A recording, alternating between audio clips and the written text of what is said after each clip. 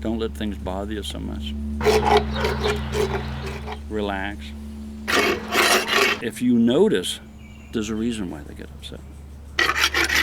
The fact, if you treat them the way that they want to be treated, the way they should be treated, they're going to treat you the same way. If there was an emergency, the horse had a tooth that was sticking out, one tooth out. And they saw him do this. It was a colt 3-year-old, and he was playing around, and he was, rearing up and coming down. He came down on top of a fence post and tore out one of his baby teeth.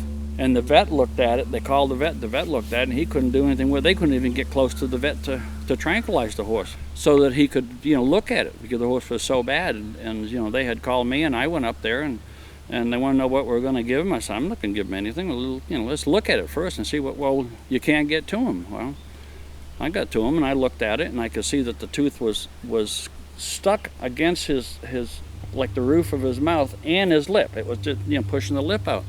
I said, that has to come out. And she said, well, how are you going to do that? I said, I'm not, he is. I said, what do you mean? And I took the forceps, and as soon as I touched it with the forceps, he threw his head, and I had the tooth. If you have to go in and capture them, I've had a lot of battles.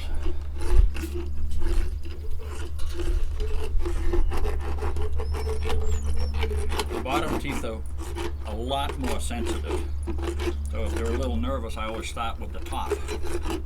I have been knocked out cold 7 times. A couple of times I've gotten broken teeth, and a couple of times I've gotten cuts in my hands and fingers.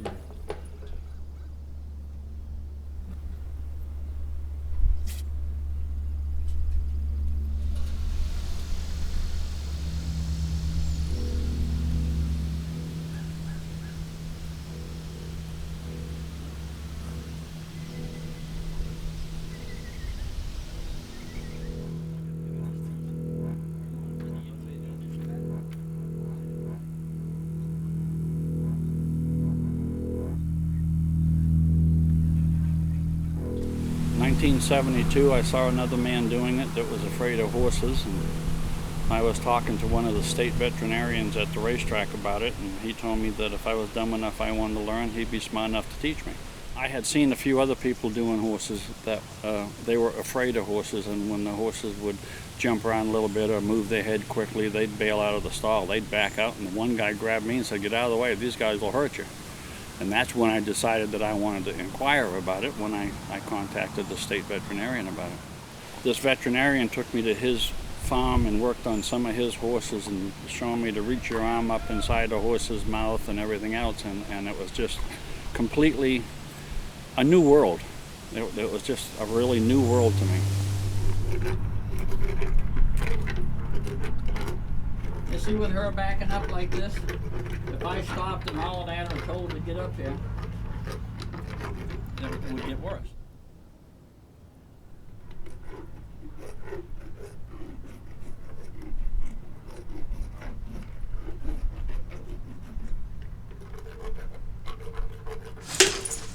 It was really very foreign. I mean, I don't even know what I was doing. I mean, didn't have a clue. And when I first started, it took a while to learn to read these guys. But at that time, I was big enough that when they tried to get away, and that's how you learn too, because when they try and get away, they don't get away from you. And if you don't make a big deal about it, then they relax.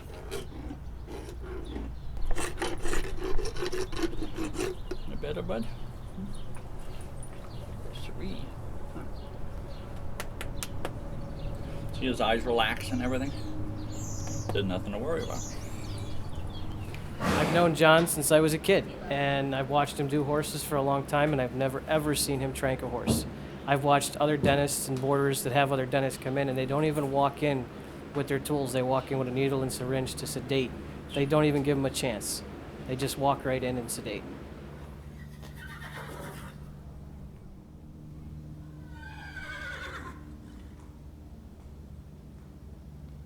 I look at them, you watch them, you can see by their muzzle. They can see by their eyes, their ears. I mean, if their ears are up and they're looking at you, they're coming to you, they're very friendly. They want to treat, they want to be petted, they want something else. But if a horse has got his ears back and kind of looking at you off to the side and backing up in the back of the stall, He's afraid. He's had something done to him that made him that way. Horses are not born bad. People allow or make them bad. And all that white stuff is teeth.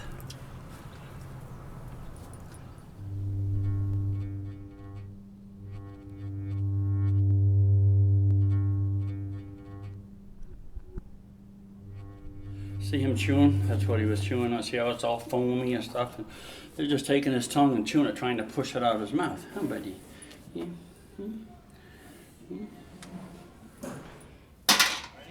Go. You ready?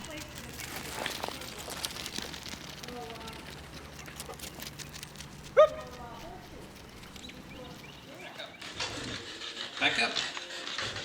Back up.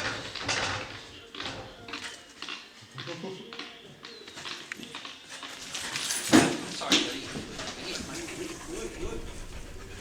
Most humans don't give them the credit that they deserve because they do a lot of thinking. That's why they get in trouble sometimes, because it can go in the wrong direction. But it's just like when I start working on a horse. If they are very, very nervous and uncomfortable, if they didn't have intelligence, when I play with them for a little bit, they wouldn't relax. They'd stay that way.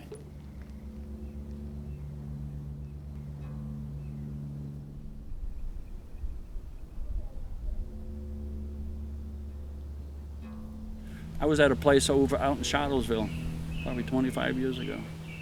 And it was a big stable, and said, "Oh, John, we're happy you're here. You want to help us catch this baby?" I said, "What are you talking about?" "Well, we got a mama and a baby, and they were together for 8 months, which is way too long. And we put them in the stall so we could catch the baby. They'll start doing shots and trimming the feet and all that kind of stuff. And we put mama in a stall. The baby followed, and we took mama out, and nobody can catch the baby." I said, "What do you mean? How long? Been there 4 days. No one can catch the baby." They said, "Would you catch him?" I said, "Well, yeah, give me a few minutes." I said, "A few minutes? I just went in there, and you could see the baby was afraid. Something new. Mama's gone." I just crouched down and sat against the wall and stayed there for about around 5 minutes. And if you give them a chance and you're below their normal eye level, they'll drop his nose and start coming over. Next thing you know, I'm petting the baby, and we had a halter on him in less than 15 minutes. And I just told him, just go easy with him. You can do anything you want. You got him now. Don't do anything else with him today. Let him relax with the halter on. But it was almost 15 minutes it took me to get him. And they had 4 days and couldn't do it. But they were going about it the wrong way.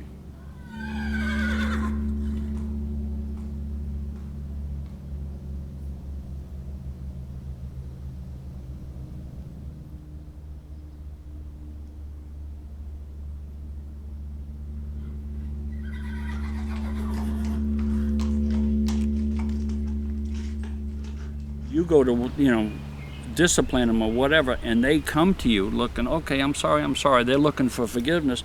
These people, not thinking, think the horse is trying to run over top of them, so they start wailing on them. That's how horses get head shy and get nervous. But they're trying to come to you.